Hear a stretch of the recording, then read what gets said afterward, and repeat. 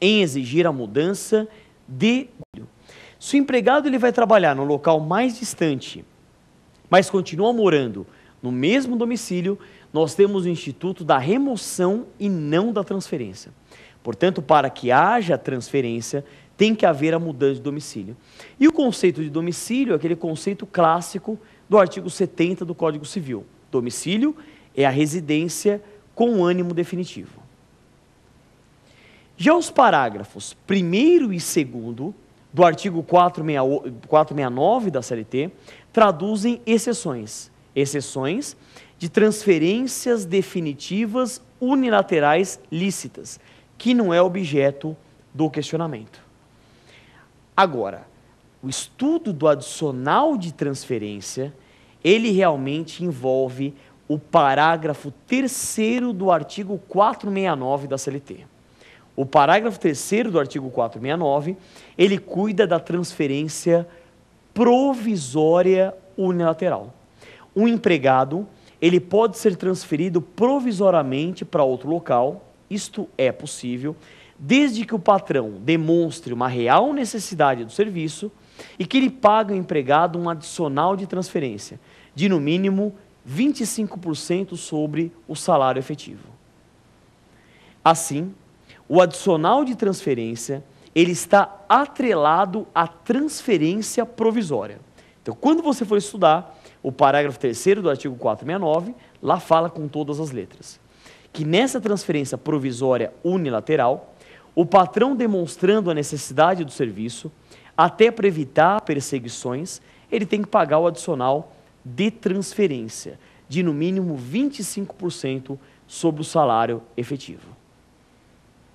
Agora veja, uma discussão importante na área trabalhista é a seguinte: se nós analisarmos o artigo 469 em uma interpretação sistemática, a gente acaba verificando e encontrando que aqueles empregados que exercem cargos de confiança, ou os empregados que tenham no contrato uma condição implícita ou explícita de transferência, eles representam exceções de transferência definitiva unilateral lícita.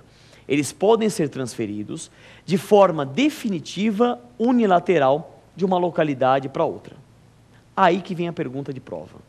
Se o empregado exerce um cargo de confiança, ou se ele tenha no contrato uma condição implícita ou explícita de transferência, e esse empregado ele for transferido provisoriamente, ele ainda assim tem direito ao adicional de transferência, ou ele não tem direito ao adicional de transferência, por representarem exceções de transferência definitiva bilateral. Eu sempre falo nas minhas aulas, o TST acabou ojotizando o assunto, ou seja, ele editou uma OJ 113 da SDI 1 do TST. E esta OJ fala para a gente que o pressuposto apto a legitimar o pagamento do adicional é a transferência ser provisória, pouco importando a condição do empregado. Pouco importa a categoria que ele seja a condição. O fato de ele ser transferido provisoriamente é isto que leva ao pagamento do adicional. Tá? E para a gente fechar aqui essa pergunta, ainda estamos numa discussão muito séria na doutrina da jurisprudência de qual é a diferença de transferência provisória para transferência definitiva. Até quanto tempo a transferência ela é provisória e a partir de quanto tempo ela passa a ser definitiva. Também estamos aguardando o entendimento pacífico do TST em uma súmula ou em uma orientação jurisprudencial. É isso, pessoal. Com isso terminamos o nosso bloco 2, bloco Pergunte ao Professor. Fique com a gente que no nosso terceiro e último bloco analisaremos o X da questão, como o tema do dia vem caindo nas provas de exame de ordem. Até daqui a pouquinho.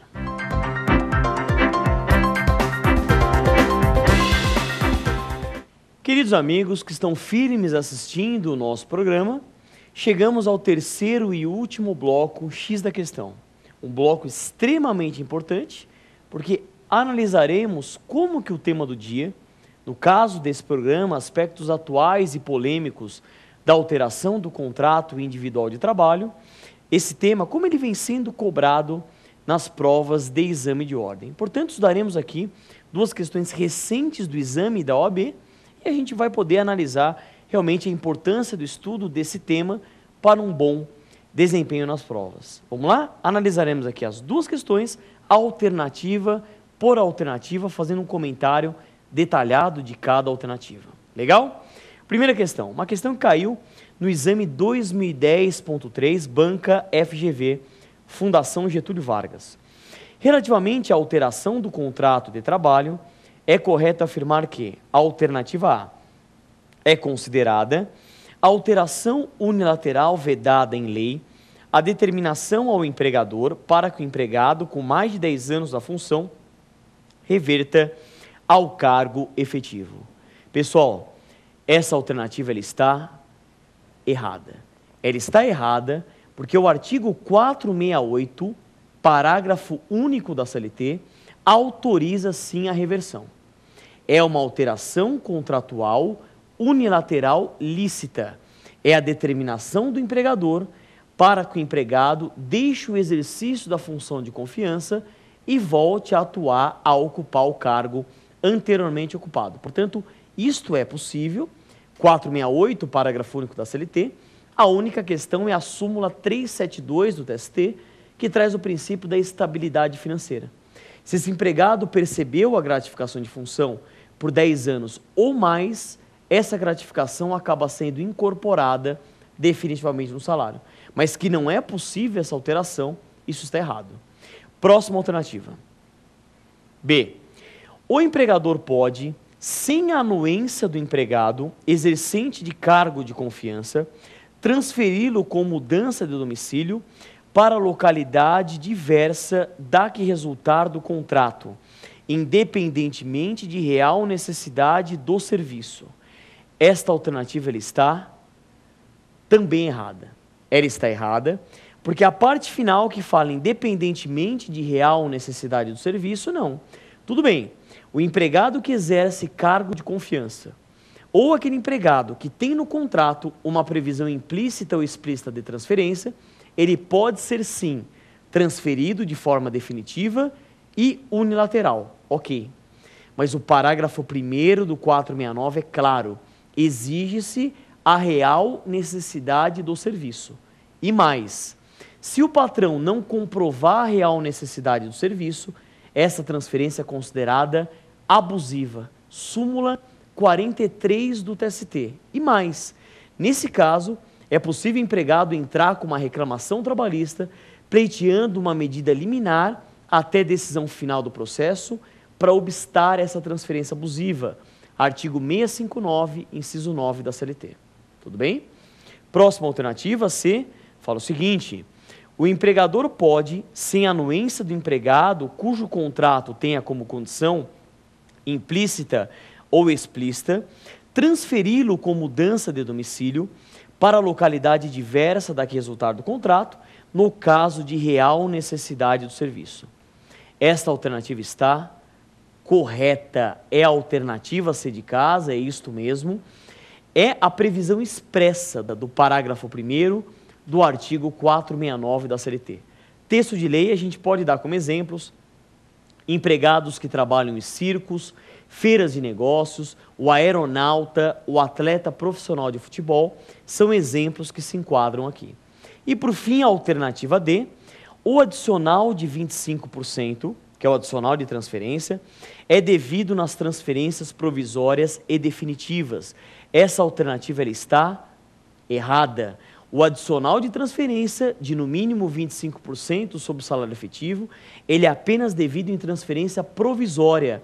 Parágrafo 3º do artigo 469 da CLT e também na OJ 113 da seção de dissídios individuais, subseção 1 do TST. Tudo bem?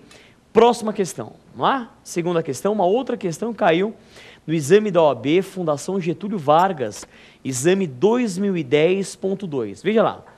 Marcos foi contratado para o cargo de escriturário de um banco privado.